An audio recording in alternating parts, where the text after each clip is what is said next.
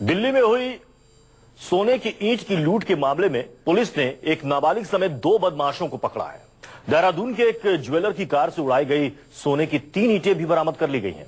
इस वारदात को ठक ठक गैंग ने अंजाम दिया था, लेकिन एक अलग अंदाज में। वारदात को अंजाम देने के लिए केमिकल का इस्तेमाल किया गया।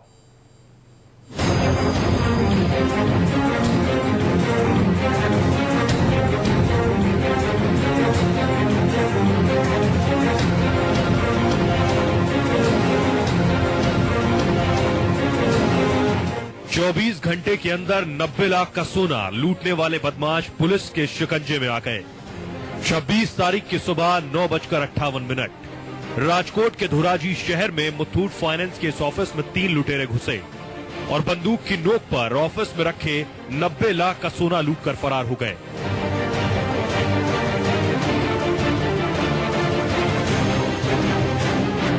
इतनी बड़ी लूट ने पुलिस को हिलाकर रख दिया। पुलिस हरकत में आई और 24 घंटे के अंदर तीनों को पकड़ लिया और उनके पास से लूटे गए सोने को बरामद किया। बंदूक की नोक पर लुटेरे लूटकर फरार तो हुए, लेकिन ऑफिस में लगे सीसीटीवी कैमरे से बच नहीं पाए। उनकी एक एक हरकत कैमरे में कैद हुई।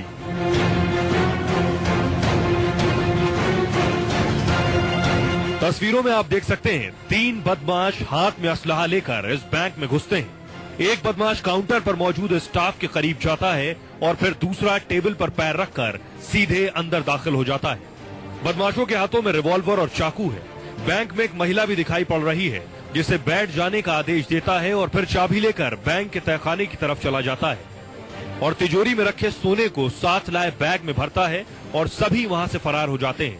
इसी सीसीटीवी की मदद से पुलिस इन तक पहुंची और इन बदमाश लुटेरों को गिरफ्तार किया।